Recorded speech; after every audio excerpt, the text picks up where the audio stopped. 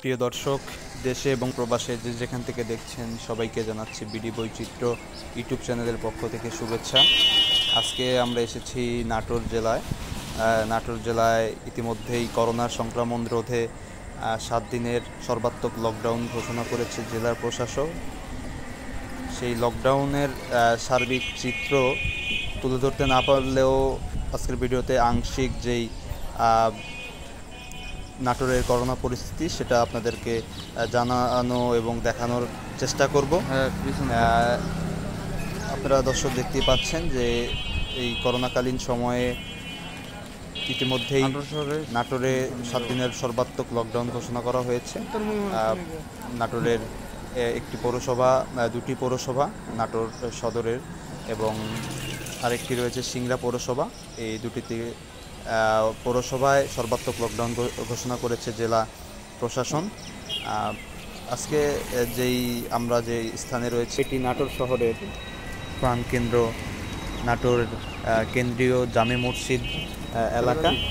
সেই এলাকার খণ্ডচিত্র আপনাদেরকে দেখানোর চেষ্টা করব।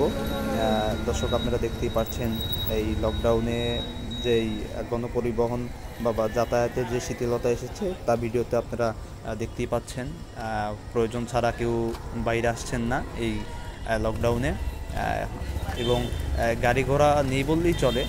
আর যে মানুষগুলো একেবারেই না আসলে না, সেই কাজগুলোতেই শুধুমাত্র তারা আসছে, কেননা নিত্য প্রয়োজনীয় দোকান এবং ওষুধের যে দোকান রয়েছে, চিকিৎসালয়, এই দোকানগুলো ছাড়া কিন্তু সব কিছুই শহরে বন্ধ রয়েছে।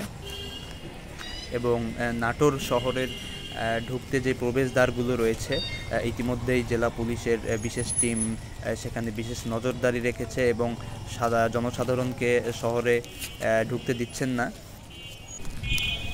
দর্শক, আপনাদেরকে জানিয়ে রাখি, গত সোমবার যখন নাটোরে করোনা সংক্রমণের হার 67.30% পৌঁছায়, তখনই নাটোর জেলা করোনা প্রতিরোধ কমিটি বিশেষ ভার্চুয়াল সভার মাধ্যমে এই সর্বাত্মক লকডাউন ঘোষণা করে।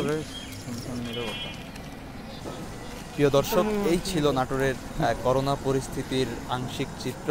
আমরা দেখানোর চেষ্টা করেছি নাটোর শহরের মূল কেন্দ্রে এর কী অবস্থা, সেটাই এতক্ষণ আপনাদেরকে দেখানোর চেষ্টা করেছি। করোনা মহামারীর এই সময়ে আপনারা অবশ্যই সবাই ঘরে থাকবেন, সুস্থ থাকবেন, ভালো থাকবেন, এই প্রত্যাশা রেখে আজকের মতো ভিডিও এখানেই শেষ করছি। আল্লাহ হাফেজ।